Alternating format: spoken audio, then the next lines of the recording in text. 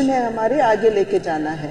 और जरूर हम ये चाहते हैं कि जो गैप है, अंतर है महिला और पुरुष के जो साक्षरता के बीच, आपने बताया कि वो अभी 18 है, पर I would like to correct it is around 11.8% घटी हुई है। जो पहले 201 में वो था 21% था, पर हमें घटाए उसको। पर इससे हम कंप्लेसन नहीं हो सकते हैं। जैसे आपने बताया कि एक महिला साक्षर हो तो पूरा घर या समाज साक्षर होता है। अगर पुरुष साक्षर हो तो केवल एक व्यक्ति साक्षर होता है। तो इसको हम ध्यान में रखते हुए ही ये साक्षर भारत का जो प्रोग्राम है हमने तो इम्प्लीमेंट करना शुरू करे। इससे पहले 1986 में हमें ये नेशनल लिटरेसी मिशन आगे लेके आए, पर हमें पता है कि लिटरेसी मिशन में थोड़ी दिक्कतें आई थी। तो इसको ध्यान में रखते हुए फिर से साक्षर भारत को नेशनल लिटरेसी मिशन को हमने रिकास्ट करे साक्षर भारत के रूप में।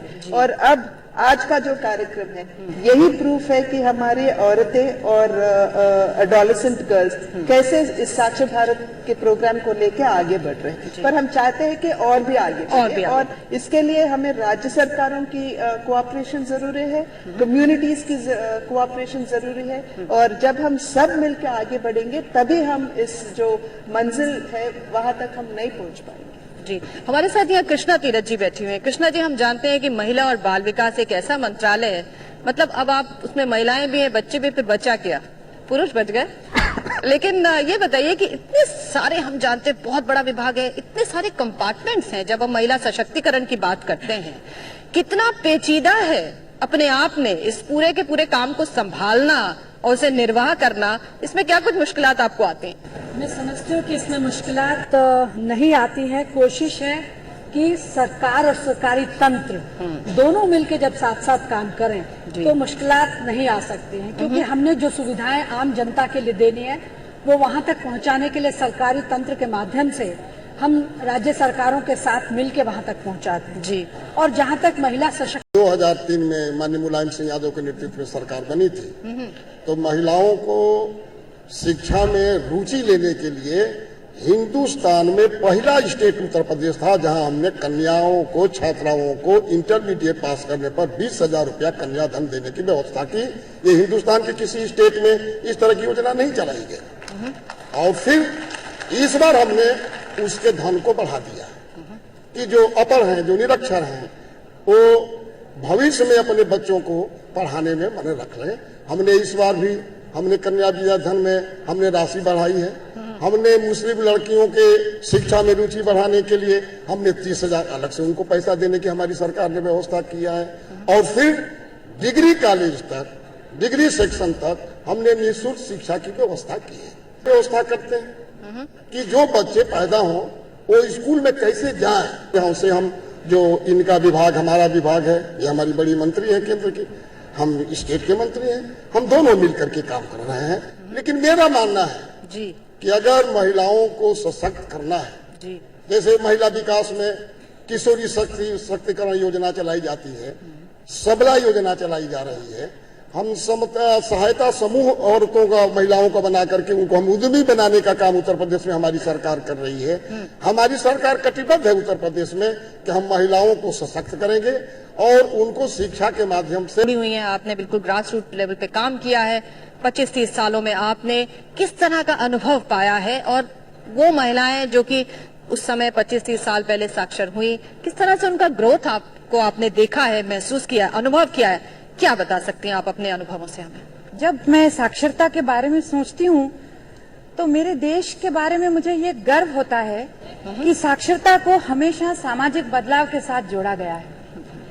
1970s की जो नेशनल एजुकेशन पॉलिसी थी उसमें भी सिर्फ साक्षरता यानी कि अक्षर पढ़ना या सीखना नहीं था, उसमें भी सामाजिक बदलाव ये एक पहलू हुआ करता था। जी, आज भी ये मजबूती से है। इसका मतलब ये है कि आज हमने ये जो चर्चा का विषय लिया है, मातृत्व, अपने आप एक बैंगल बनाने का बिजनेस चला। क्या बात है। तो ये काम हुआ 6 महीने के आरोग्य शिक्षण और कुछ साक्षरता के साथ। जी, हम कोई 10वीं पास की बात नहीं कर रहे हैं, हम कोई इंटरमीडिएट की बात नहीं कर रहे हैं, हम सिर्फ इस बात की कर रहे हैं कि जब हम स्किल, वोकेशनल एजुकेशन और साक्षरता इसका समावेश करते हैं तो बहुत कुछ बदल जाता है। जी, औरत की अस्मिता बदल जाती है, उसमें एक आत्मसम्मान की भावना आती है। ये हम कभी न भूलें कि साक्षरता इसके लिए एक जरिया है। बिल्कुल सही कह रहे हैं। हमारे साथ यहाँ छवि राजावत बैठी हुई हैं। छवि सरपंच हैं सोडावास की, टोंक राजस्थान से आप आती हैं। जी, मैं ये जानना चाह रही हूँ छवि, जिस तरह से आपने जिस तरह की पढ़ाई की है, मैनेजमेंट की पढ़ाई भी आपने की है, बहुत अच्छे कॉलेज से आप पढ़ी हैं, क्यों आप एक सरपंच बनने का आपने ये फैसला किया? कहाँ से आपके दिमाग में ये बात आई कि मैं इस रास्ते मुझे जाना है? क्या ऐसी इंस्पिरेशन थी जिंदगी में? आप हमें उसके बारे में बताइए। मैंने ये देखा कि इतने सालों में स्कीम्स बढ़ गई हैं, जो फंडिंग्स हैं वो इंक्रीज हुए हैं, परंतु उसके बावजूद जो ग्रामीण क्षेत्र में जो स्थिति है वो उसमें ज़्यादा बदलाव नहीं आ पाया है। इनफैक्ट उसमें बदतर ही हुआ है इतने सालों में। तो मुझे ये लगा कि मेरा जो बैकग्राउंड है उससे मैं ये कोशिश कर सकती हूँ, एक ब्रिजिंग एजेंट बन सकती हूँ सरकार और ग्रामीण क्षेत्र हमारे गांव के बीच में, साथ में नॉन गवर्नमेंट सेक्टर एवं हमारे गांव के बीच में, जिससे हम कोशिश ये कर सकते हैं कि हम डेवलपमेंट, एक होलिस्टिक डेवलपमेंट, जिसमें हर क्षेत्र में हर चीज एस्पेक्ट को देखते हुए हम हमारे गांव में विकास लेके आ सके, जिससे कि एक मॉडल विलेज क्रिएट होए और वो डेवलपमेंट वर्क जो हम हमारे क्षेत्र में हमारे गांव में कर सके वो हम दूसरे गांव के स्तर तक भी ले जा सके। छवि, लेकिन एक बात बताइए, जिस तरह की आपकी छवि, जो आपने पढ़ाई की है, जो आपका बैकग्राउंड रहा है, जब आप गाँव में जाती हैं, गाँव की महिलाओं से आपका इंटरेक्शन होता है, कितना, क्या आप उन्हें इंस्पायर करती हैं या उन्हें लगता है कि ये शहर की लड़की, ये हमें क्या बताएगी, ये हमें क्या सिखाएगी? ये दो तरह की चीजें होती है जो आदमी के दिमाग में चलती हैं। आप मुझे बताइए, आपके अपने एक्सपीरियंस से, जब लोग आपसे मिलते हैं और जब आपको कोई अपना काम भी निकलवाना होता है, महिलाओं से इंटरेक्ट भी करना होता है, उन्हें मोटिवेट भी करना होता है, तो अच्छा होता है आपके लिए, वो पॉजिटिव बन के आता है? पढ़े लिखे हो, अपने घर से, उनके परिवार से, या तो बेटा हो, भाई हो, बेटी हो, जो भी पढ़ लिखी हो, वो जो भी डॉक्यूमेंट हो वो खुद पढ़े और उसके बाद उससे साइन करें। ये नहीं कि आंख बंद करके साइन कर दें। और ताजुब की बात ये थी कि एक ही दिन में उसी वक्त वो सब जेंट्स थे वो चले गए, उन्होंने अपनी औरतों को आगे भेजा जो पंच मेंबर्स हैं, और हमने निर्णय लिया कि हम पूरे गांव में हर वार्ड में जाके सबको एड्रेस करेंगे और बताएंगे कि कौन कौन पंच मेंबर्स, क्योंकि अक्सर मैंने देखा है पंचायत में दूसरी ढाणी के जो लोग हैं उनको ये नहीं पता कि दूसरे वार्ड पंच कौन हैं, और ऐसी काफ़ी चीज़ें होती है। तो जब हमने एड्रेस किया तो पहले दिन 4-5 बजे मुझे एक पंच मेंबर के पति जी का फ़ोन आया, उन्होंने बोला कि आप हमारी पत्नी को घर भेजिए, खाना बनाना है। अच्छा। तो मैंने बोला कि कोई बात नहीं, हम घंटे भर में काम खत्म करके आपके घर पे ड्रॉप कर देंगे। हमने किया। दूसरे दिन उसी समय फिर से फ़ोन आया, तो इससे पहले कि वो कुछ बोल पाते मैंने बोला कि आप चिंता नहीं कीजिए, हम आधे घंटे में ख़त्म करने वाले हैं। पर उसी व्यक्ति ने बोला कि नहीं सरपंच साहब, आप काम कीजिएगा, मैंने तो फ़ोन इसलिए किया है आपको बताने के लिए कि आप मेरी पत्नी को बता दीजिएगा कि अगर 10 भी बज जाए, 11 भी बज जाए, आप काम कीजिए, हम खाना बना लेंगे, बनाऊंगा खाना हम बना लेंगे। तो और एक ही दिन में बदलाव आया। तो उससे यही लगता है कि अगर लोगों को समझ हो तो आप बहुत कुछ कर सकते हैं, और समझ के लिए जरूरत है सशक्त होना, और खासकर वो बेसिक एजुकेशन की बहुत जरूरत है, जिससे कि वो लोग समझ सके और वो बदलाव लेके आ सके। जी हाँ, बिल्कुल छवि सही कह रही हैं। एक ही दिन में फर्क पड़ गया और पुरुषों ने ये कहना शुरू कर दिया कि खाना हम बना लेंगे। लेकिन अगर महिलाएं पड़ जाती है, इसका मतलब ये नहीं है कि वो खाना बनाना बिल्कुल छोड़ देंगी, उस पर आप निश्चिंत रहिए, खाना सब मिलजुल के बन जाएगा। लेकिन खाने के अलावा जो साक्षरता का हमारा मिशन है, जो सशक्तिकरण का हमारा मिशन है, वो जरूर आगे बढ़ना चाहिए। एक छोटा सा ब्रेक लेंगे हम चर्चा में, तुरंत हाजिर होते हैं इस ब्रेक के बाद।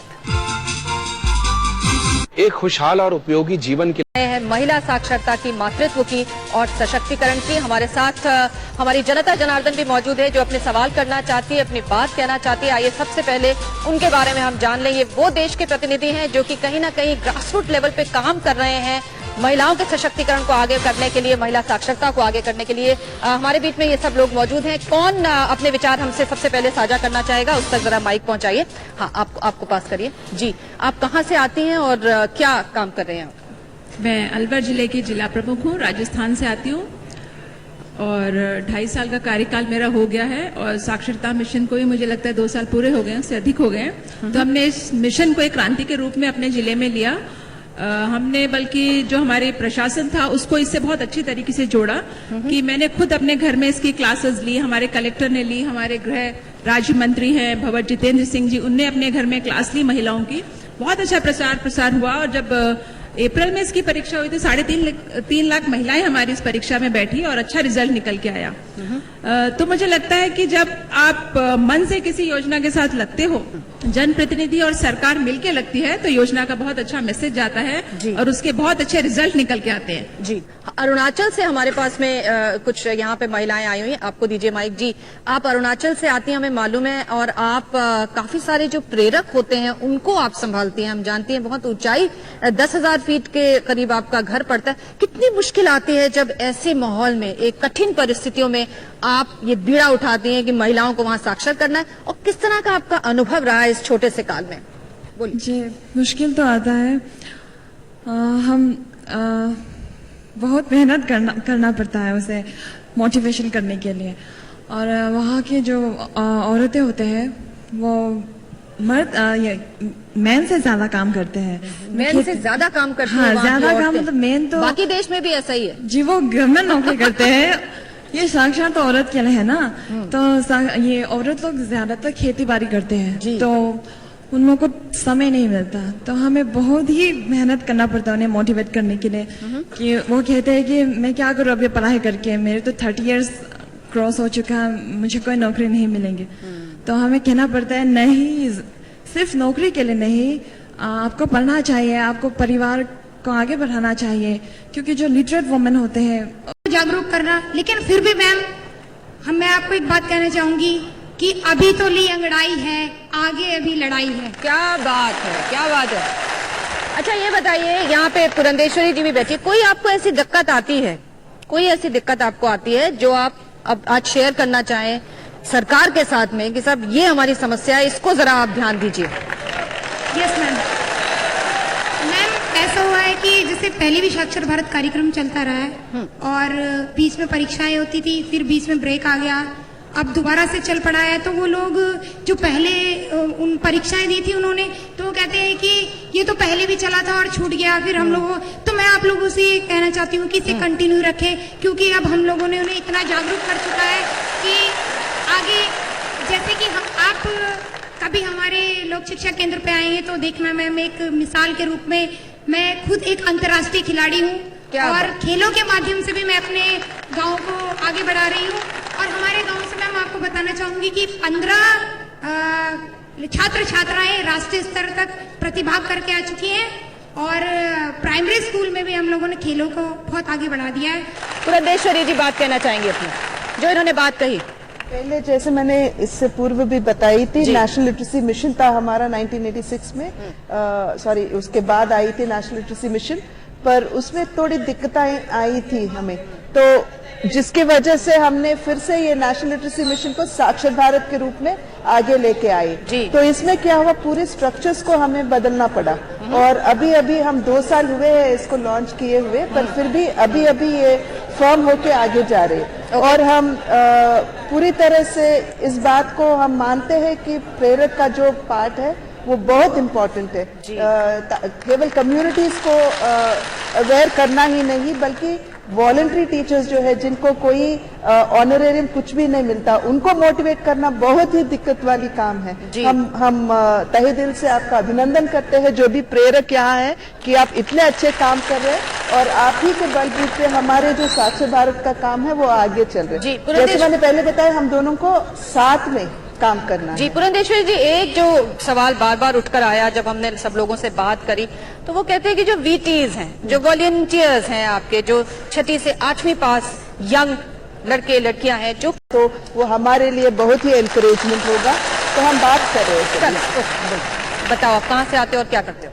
मैम, मैं मध्य प्रदेश से आई हूँ और बेसिकली हम मंडला डिस्ट्रिक्ट से हैं। मंडला डिस्ट्रिक्ट एक आदिवासी डिस्ट्रिक्ट कहलाता है। तो वहाँ पे जो लड़कियों की जिंदगी है वो बस उनके चूल्हा, दिन भर के काम, इसी चीजों में रह गई है। हम उन्हें प्रेरित करके बहुत मुश्किल से पढ़ा रहे थे। हम उन्हें बेसिकली हमने जो शुरुआत की, तो हमने कंप्यूटर आधारित पाठ्यक्रम से शुरुआत की। तो एसआरसी ने हमारी बहुत सहायता की इस मामले में और हम एक तरह से आगे तो बढ़े हैं, लेकिन अब एक रुकाव आ रहा है कि लड़कियों का कहना है कि हमने चलिए मूल्यांकन के लिए प्राथमिक शिक्षा तो प्राप्त कर लिया है, पर इसके आगे क्या? जब 45 दिन बाद हम वापस अपने घर जा रहे हैं तो उनकी जिंदगी वापस वहीं पे बैठ जा रही है। तो आगे उनके शिक्षित होने का और क्या प्रावधान हो सकता है? अगर आप लड़कियों को स्किल डेवलपमेंट की तरह आप प्रेरित कर सकते हो तो घर जाकर भी वो खुद अपने पैरों पर खड़े होने का एक आत्मविश्वास उनमें तो पैदा हो ही जाता है।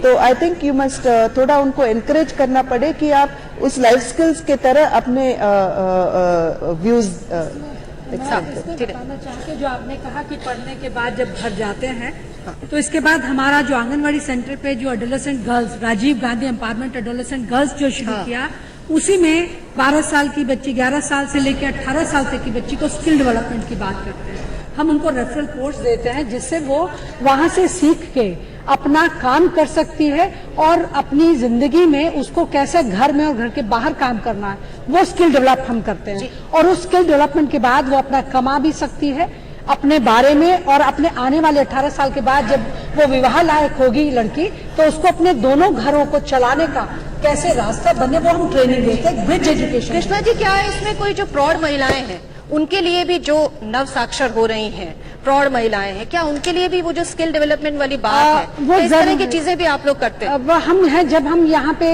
एडोलेसेंट गर्ल्स शुरू किया तो उसी पे हमने ये कहा कि उनकी जो बच्चों के मदर लेके आती हैं और बच्चों के ग्रैंड मदर भी लेके आते हैं, तो वो भी वहाँ पे उनको कुछ सीखने को मिलता है। और दूसरा जो प्रोग्राम मैंने कहा कि महिला सशक्तिकरण की जो बात करते हैं, उन जगहों पे हम, चाहे वो प्रौढ़ है या वो एडोलेसेंट है या उसके बीच की उम्र की है, सभी वहाँ महिलाएं आके अपने काम को शिक्षित होती है तो हमारे समाज में जो भी बुराइयां हैं, चाहे वो भ्रूण हत्या से लेकर बड़ी से बड़ी बीमारी है दहेज प्रथा तक, उससे हम महिलाएं ज्यादा प्रभावित होती है। अगर वो शिक्षित होती है लड़की तो हर अत्याचार का, हर दुष्कर्म का मुकाबला बशर्ते पूरे मनोबल से करती है। जहाँ तक मैंने देखा है, हमारा क्षेत्र भी पिछड़ा क्षेत्र कहलाता है, टोंक जिला, और हमारे यहाँ पे स्कूल वगैरह जरूर हैं, और मैम ये आपके सामने भी मैं लाना चाहती हूँ ये पॉइंट, परंतु जो रेशो है टीचर टू स्टूडेंट रेशो, उसमें जैसे 2 टीचर हैं जो 5 अलग अलग कक्षाओं को पढ़ाते हैं, आप कुछ समझ सकते हैं उसमें क्या समस्या होती है। हमारे यहाँ पे हाई स्कूल भी है, गवर्नमेंट हाई स्कूल, लेकिन 11वीं और 12वीं कक्षा में बच्चों को सिर्फ और सिर्फ संस्कृत लिटरेचर, हिंदी लिटरेचर एवं ज्योग्राफी पढ़ाई जाती है। उनके लिए क्या आगे सुविधा मिलेगी आप खुद समझ सकते हैं। तो जरूरत है कि जो हमारा एजुकेशन सिस्टम है, भले ही वो ग्रामीण क्षेत्र में, परंतु उसे किसी न किसी तरह सुधारा जाए। आपने स्किल डेवलपमेंट की बात की, वो भी अगर स्कूल के स्तर में जहाँ पे आर्ट्स एंड क्राफ्ट्स इंट्रोड्यूस हो सके तो उसमें बच्चों को अपने आप पता पड़ जाएगा कि उनका टैलेंट कहाँ है, और एक बेसिक स्किल डेवलपमेंट का एक स्टेप आगे हम पार कर सकते हैं। और मेरा यही निवेदन है, और मैं अपन लिटरेसी डे को हम सेलिब्रेट कर रहे हैं, उसमें अगर हम सेंट्रल स्कूल जैसी सुविधाएं हम अगर गांव स्तर पे लेके आए तो ऑटोमेटिकली दूसरी जो परेशानियां, जहाँ पे टीचर्स हों, अस्पताल में डॉक्टर हो, वो खुद इसलिए ज्यादातर गांव में नहीं जाते हैं क्योंकि उनके भी अपने बच्चे हैं जिनको वो चाहते हैं अच्छे स्कूल में वो सुविधा मिले। अगर वो हम लेके आ सके तो ऑटोमेटिकली। और आपने बात की सोशल इवल्स की, हाँ, अगर औरतें उतनी सशक्त हो और उनमें वो बेसिक एजुकेशन और लिटरेसी से वो समझ सकें तो ऑटोमेटिकली वो हमारे सोशल इवल्स भी दूर करेंगे। जी, शॉर्ट में बोलिएगा। मैं भगवती लाल रोड, जिला पंचायत अध्यक्ष एंड जिला लोक शिक्षा समिति अध्यक्ष, डूंगरपुर, राजस्थान में आदिवासी हूँ। और मेरे डूंगरपुर जिले के अंदर पूरे आदिवासी महात्मा गांधी राष्ट्रीय रोजगार गारंटी योजना के अंदर 80% महिला काम करती हैं। वो 80% महिला काम करती हैं, वो इसमें से 70% असाक्षर होती हैं। माननीय मंत्री दोनों महोदय बैठे हुए हैं, मैं निवेदन करना चाहूंगा कि आप इसको महात्मा गांधी राष्ट्रीय नरेगा योजना के साथ में साक्षरता को जोड़ेंगे और साक्षरता को, जो महिलाओं की साक्षरता दर है वो राष्ट्रीय साक्षरता दर से ज्यादा है। जो राष्ट्रीय सरकार ने, हमारी भारत सरकार ने जो ये अभियान चलाया है, इसको हरियाणा सरकार पूर्णतः लागू करने में कृत संकल्प है। प्रेरकों की नियुक्ति हो चुकी है। जल्द ही हम जो 10 जिलों में हमारी ये अभियान चला है उनको हम पूर्ण साक्षर बनाने के लिए हमारी हरियाणा सरकार कृत संकल्प है। आप बताइए अपना इंट्रोडक्शन। आप बेटी हैं, आप वॉलंटियर हैं? मेरा नाम कोमल मनागरे है। मैं एमपी से आई हूँ। ये 45 दिन का कैंप था, कंप्यूटर आधारित साक्षरता कैंप था। 45 दिन में हमने पढ़ना लिखना सीखा, पर ये 45 दिन के 3 या 4 महीने का रहता तो हम अच्छे से सीख सकते थे। 45 दिन में इतना ज्यादा नहीं कुछ सीख पाए, इसलिए मेरा ये कहना है कि लंबा होना चाहिए। हाँ, लंबा समय होना चाहिए। ओके, हाँ आगे दीजिए इनको। हाँ, बोलिए। मैं अजीत कौर, डिस्ट्रिक्ट महेंद्रगढ़, हरियाणा से आई हूँ। मैंने ये देखा है, और मैंने ही नहीं देखा, शायद समाज ने देखा है कि जो अभी विषय आया था कि महिलाएं पुरुषों से भी अधिक काम करती हैं, लेकिन सुनने को मिलता है कि क्या काम किया दिन भर में, चाहे वो खेत में करती हैं, लावनी के दिन होते हैं तो हम देखते हैं कि लावनी में उनके साथ बराबर जाती हैं, और उससे पहले वो घर का बहुत सारा काम निपटा के उनके साथ जाती हैं। और जब शाम को आती हैं तो पति महोदय या घर के और फैमिली मेंबर्स तो बैठ जाते हैं, वो नहाने लगते हैं और कहते हैं कि मेरे लिए पानी गर्म करो। इसके बावजूद वो खाना बनाती हैं, सबको खाना खिलाती हैं, बर्तन मांजती हैं और फिर लेट को सोती हैं। इतनी अधिक मेहनत में जुटी होने के कारण उनके पास बहुत ही कम समय होता है कि वो पढ़ने लिखने में अपना समय दे पाए। इसके बावजूद जब उनकी उम्र निकल चुकी होती है पढ़ने की और वो फिर भी पढ़ती हैं तो वो साक्षर हो पाती हैं। अब दीजिए इनको। हाँ, बहुत हो गया, अब इनको दीजिए प्लीज। अडल्ट एजुकेशन साक्षर भारत आंध्र प्रदेश से बोल रहा हूँ। मैं असिस्टेंट डायरेक्टर हूँ, और यहाँ हमारे 2011 सेंसस के हिसाब से 31st रैंक आया था। वो देख के हमारे मुख्यमंत्री जी और विद्या शाखा मंत्री और हमारे पूरे डायरेक्टर साहब उन लोग इतना हैरान हो गए कि जैसे अपने पिता बच्चों का प्रोग्रेस रिपोर्ट देख के कितना हैरान होता उतना वो पूरा कोशिश करके अब हमें कल 4 अवार्ड्स तो मिले, पर ये कोशिश करने से ये लोगों जो है हमारे कारीगर वो पूरे उनको तो पैसे मार्च से बाद नहीं आए थे, ऑनरेरी वगैरह उनका तो अब तक छूट गए हैं। अभी आज तक मतलब ट्रेनिंग का बाद यदि कुछ नहीं होता है काम। और वो बालिका किशोरी 18 वर्ष में शादी हो गया, उसका विधवा हो गए हैं और उसका पति छोड़ दिया है, तो उसके लिए अब क्या है आगे? ओके, आप बोले। आप अपना इंट्रोडक्शन दो पहले। मेरा नाम सीमा गुप्ता है और मैं झारखंड राज्य से हजारीबाग डिस्ट्रिक्ट से आई हूँ, है ना। मैं प्रेरक के रूप में कार्य करती हूँ। हाँ। और मेरा अनुभव है कि हमको हर बार बोला जाता है कि आप इतने पढ़े लिखे हैं तो साक्षरता में जुड़ करके क्या फायदा है, आप तो मानदेय इतना नहीं है, ना मिलता है। तो हमको एक ही तरह बतलाए थे कि साक्षरता का अर्थ है पैसा, लेकिन पैसा नहीं है, पास से पहचान और साथ से सम्मान। यही हमको और यही हमारा बहुत बड़ा उपलब्धि है मेरे साथ, क्योंकि मैंने पैसा को अहमियता नहीं दे करके और मैंने एक पहचान बनाई है जो कि आपके सामने आज मैं कुछ बोलने के लिए खड़ी हुई हूँ। बहुत बढ़िया काम। हाँ, अब छोटा शॉर्ट में खड़े हो जाइए। हाँ, शॉर्ट में बोलिए प्लीज। हाँ, गुड इवनिंग एवरीबॉडी। मैं प्रिया पाटिल हूँ, जन शिक्षण संस्थान के निदेशक हूँ। जन शिक्षण संस्थान ये वोकेशनल ट्रेनिंग और साक्षरता दोनों का काम बड़ी 1967 से कर रहा है।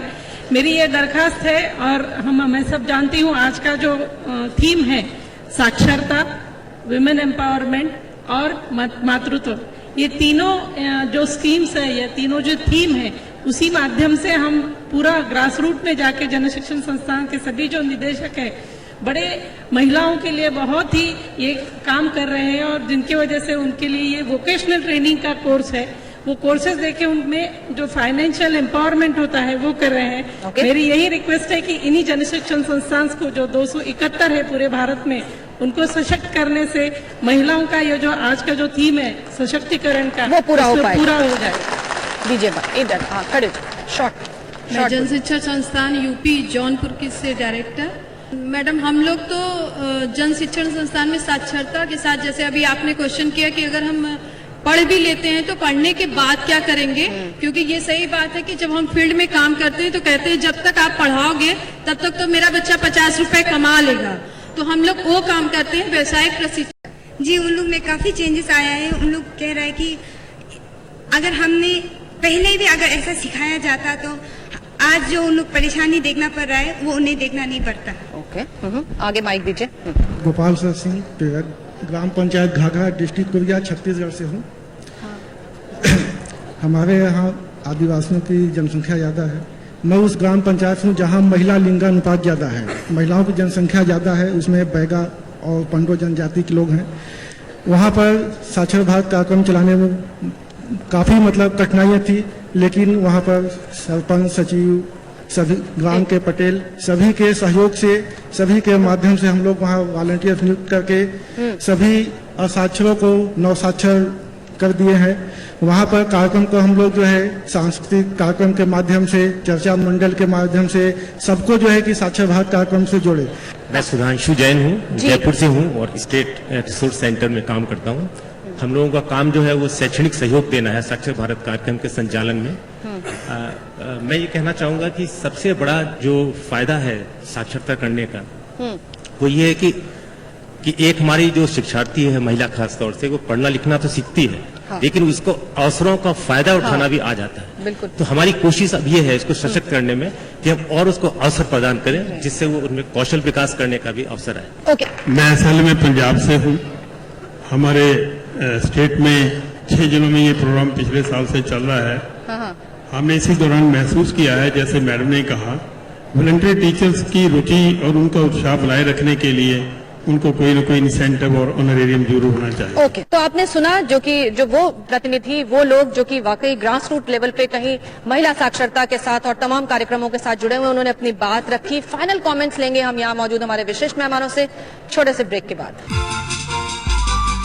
स्वागत है चर्चा में। आज हम बात कर रहे हैं महिला साक्षरता, मातृत्व और उससे जुड़े सशक्तिकरण से। फाइनल कमेंट्स लेंगे यहाँ मौजूद हमारे विशिष्ट मेहमानों से। कृष्णा तीरथ जी, आपने जिस तरह से सबकी बातें सुनी, बात घूम फिर के वहीं आ जाती है कि एक अकेला चना भाड़ नहीं झोंक सकता, सबको मिलना पड़ेगा, सारी चीजों का समागम करना पड़ेगा, तभी हम महिला का उद्धार इस देश में कर सकते हैं। फाइनल कमेंट्स, आगे का जो रोड मैप है आप किस तरह से देखती हैं? बिल्कुल ठीक है। मैं ये जानती हूँ कि इनकी भावनाओं को मैंने बहुत अच्छी तरह से सुना है, ये जाना है कि महिला सशक्त हो, वो अपने घर, परिवार और बाहर समाज को सशक्त करे।